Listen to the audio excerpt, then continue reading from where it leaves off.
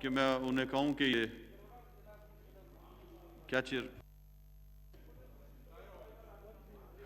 139 ये mic on करें जी chair जी। शुक्रिया जनाब स्पीकर। बिस्मिल्लाहिर्रहमानिर्रहीम।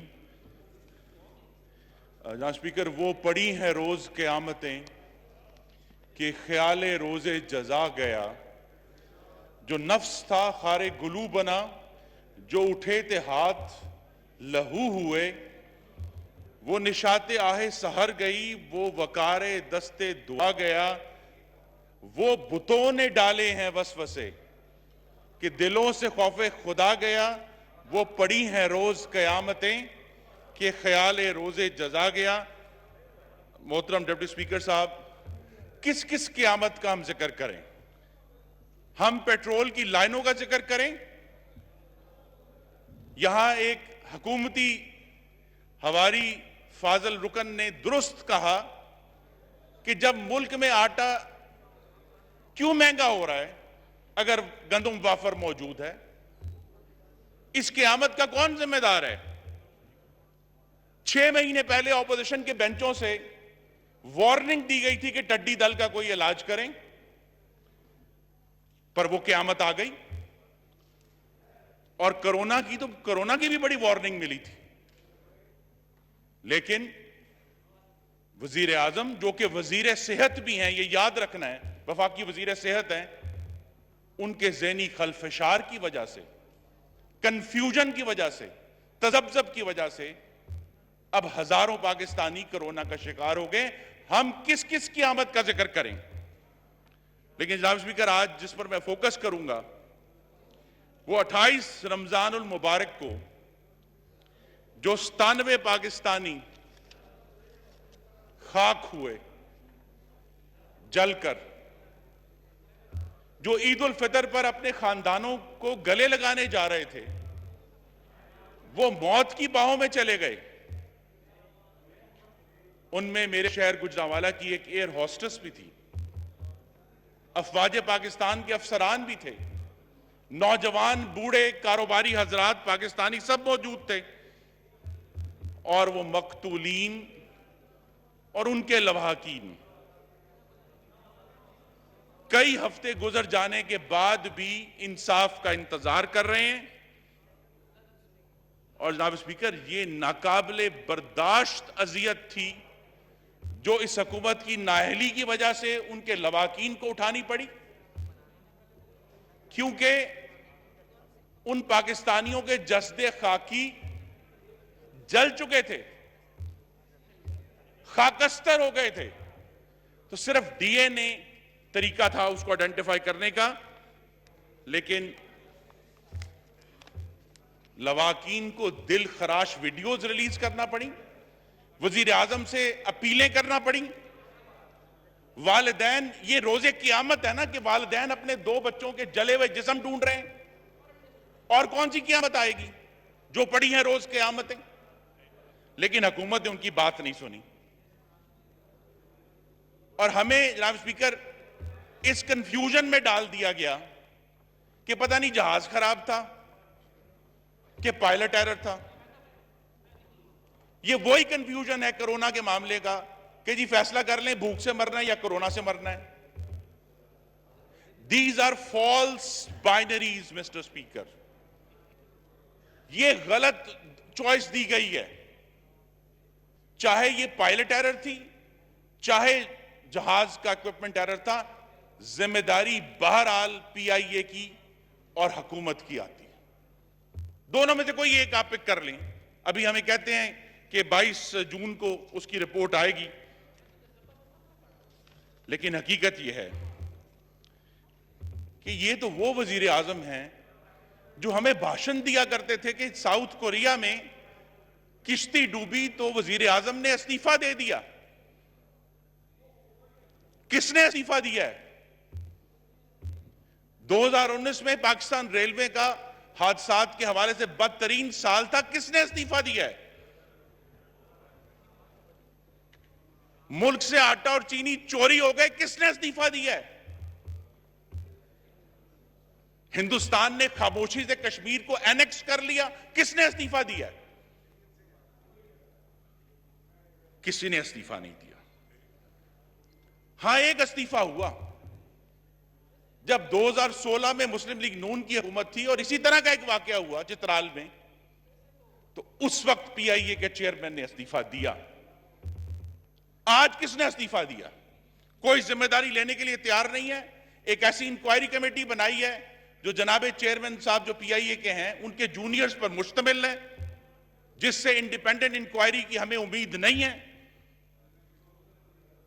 और एक ऑब्जर्वर ने लिखा, PIA has abandoned the families and the government has not done any better either. क्या अबैंडनमेंट है? यही अबैंडनमेंट है कि लवाकीन को इंफॉर्मेशन नहीं दी, उनको बताया नहीं कि उनके ये जो जस्ते खाकी हैं उनको किस तरह आइडेंटिफाई किया जाएगा। और कई कई दिनों की सख्त तरीन अजियत के बाद वो लवाकीन आइडेंटिफाई हुए। और अब जबकि हम 22 जून का इंतजार कर रहे हैं कि इंक्वायरी रिपोर्ट आएगी, जनाब स्पीकर 2 दिन पहले पीआईए के चेयरमैन ने वजीर आजम को एक बार फिर मतला किया है कि पीआईए का माहाना खसारा 6 अरब रुपए का है। तो वो सारे दावे जिनसे इस ऐवान को और अवाम को गुमराह किया जा रहा था वो झूठे साबित हुए हैं। 6 अरब रुपए माहाना का मतलब है 72 अरब रुपए का सालाना खसारा है। ये पीआईए के चेयरमैन फरमा रहे हैं। और बद इंतजामी और नालायकी की इंतहा सिर्फ पीआईए में नहीं है। तवानाई के सेक्टर में गर्दिशी कर्जा 2000 अरब से तजावज कर चुका है। और अगरचे सरकारी इदारों में खसारा नया नहीं है, वो पिछली हुकूमतों में भी था, लेकिन हम ये देख रहे हैं कि वजीर आजम इमरान खान की हुकूमत में एक्सट्रीम इंस्टीट्यूशनल डीके है, यानी शदीद इदारा जाती इनहतात।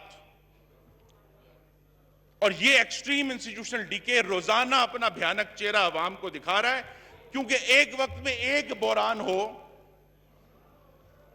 तो वो हो सकता है कि जी इत्तफाक हो, लेकिन जब रोज पड़ रही हैं कयामतें कि कभी पेट्रोल का कहत है, कभी आटे का कहत है, कभी चीनी का कहत है, कभी टिड्डी दल का सामना है, कभी गर्दन तोड़ फूड इन्फ्लेशन का सामना है, फिर आप उसे क्या कहेंगे? 22 महीने में पाकिस्तान की तारीख के सबसे ज्यादा कर्जे लिए गए 13,000 अरब।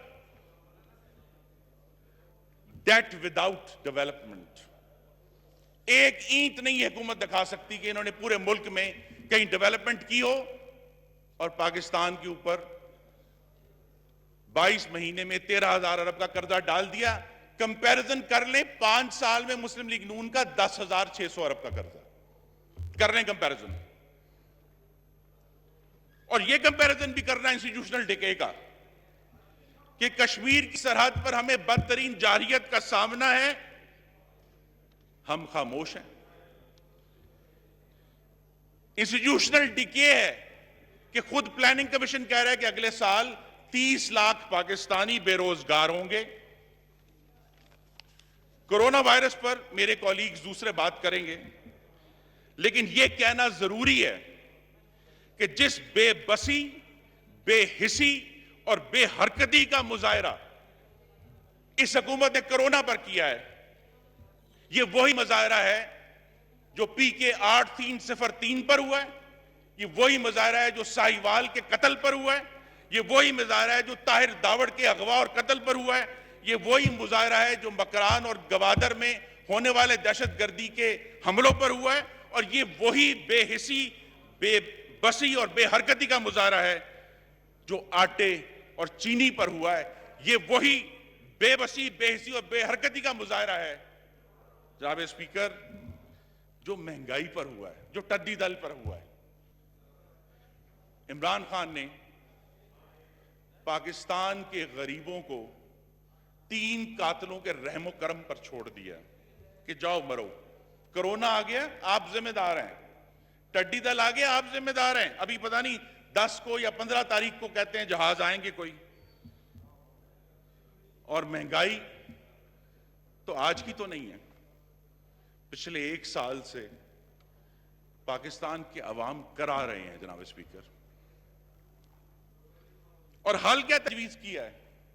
कभी केकड़ा गैस ले आते हैं, कभी कट्टा ले आते हैं, कभी मुर्गी ले आते हैं, कभी मौत में सुकून ढूंढने की तबलीग करते हैं, और कभी टाइगर फोर्स बना देते हैं।